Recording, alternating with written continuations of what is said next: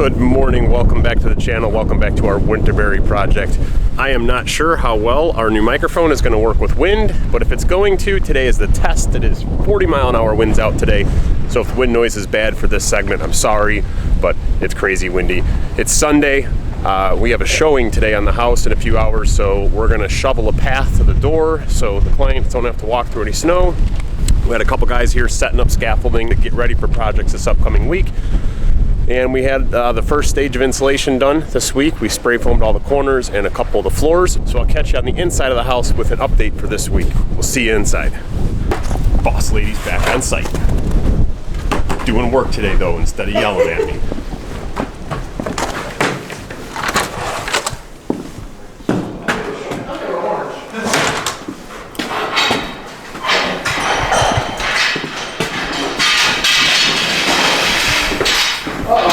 Yeah, bunch of bums doing nothing.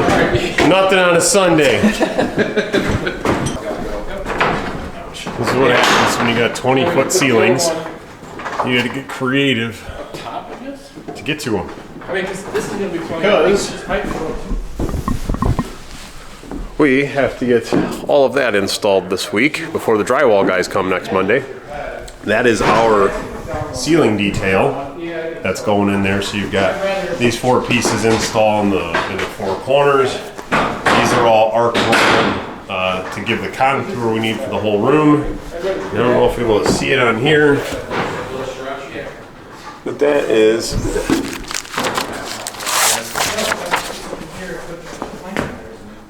our design. So that's how it lays out in the room, and then we'll have that pattern in the ceiling, about 14 inches deep. So set up today and start install tomorrow. So we've got, that's one thing going on in here. And then I'm gonna take you for a walk around and show you what we did for the spray foam detail in the corners. So I'll start up with you on the other side of the house here in a minute. All right, we'll take a quick walkthrough and show you the start of our insulation and kind of tell you what we've got coming next this week for that. And also a couple things we just noticed walking through today that we still need to finish before drywall starts next week. So normally we just do fiberglass bats in our walls, and as I told you guys before, we're going to do R21 here instead of R19 because it's not that much extra money. We might as well do it when we've already spent the money for the Zip R sheething. So the one thing we added this time is we did closed cell spray foam on all the inside corners of the house. That'll do a couple things for us. Number one, which shouldn't need to be done because we use zip sheathing, so with that tape you've got that full air barrier there. But if for some reason there was a little space and we missed something, that will help seal that, that air gap there, so that should help with a little bit tighter envelope. And inside of those tight corners, I mean, you've got to like push insulation in there, and you could have, you know, little gaps that you can't see, you might miss. So that'll help us just get a little bit of a better thermal break inside of those tight corners. So we did those through the whole outside of the house. I'll take a quick lap and kind of show you a couple of them that have a little bit more space. And I'll show you one other spot that we use spray foam on this project, and one other spot where we're going to bring them back out to spray foam because I didn't think about it until I walked through the front door today. So I'll show you that too. So here's another cavity, wall cavity on the outside corner where they've spray foamed. And you'll see we do it all the way from sill plate to top plate, just to ensure we've got that whole joint nice and taken care of. So the next step in our insulation process will be to put an air sealing bead of caulk along all of the exterior sill plates where they meet the subfloor, and they will caulk anywhere where we have you know, 2x6s laminated together for supports for headers like this. So this little, sorry, I'm bad with lighting there. So this little joint between these, this will get, you know, siliconed, or I'm sorry, this will get caulked on all throughout the whole house. And then we come through and they foam the cavity around all of the windows and the doors in the house.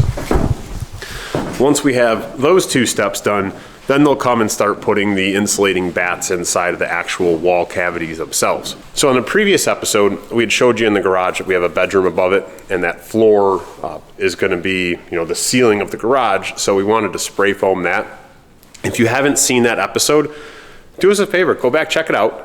And this whole process has been filmed and uploaded from the time where we started digging the hole here until where we're at today. And we're going to continue this series all the way until this home is finished with occupancy permit and ready to hand off to the new owners, which hopefully today, when the people walk through, they like the house and make us an offer on it.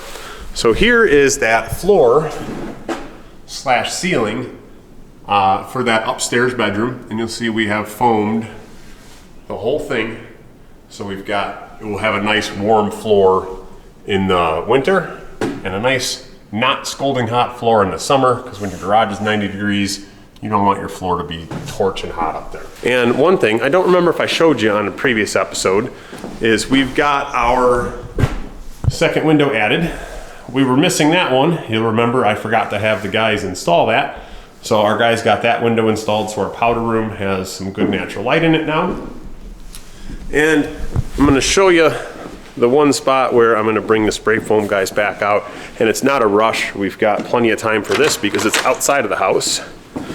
But when I was walking in today, I forgot we turned this space into the mechanical room upstairs, and its floor is outside of the house. So we would normally you would see that with just standard insulation. So I want them to spray foam that whole floor assembly, and then we'll put batts below it.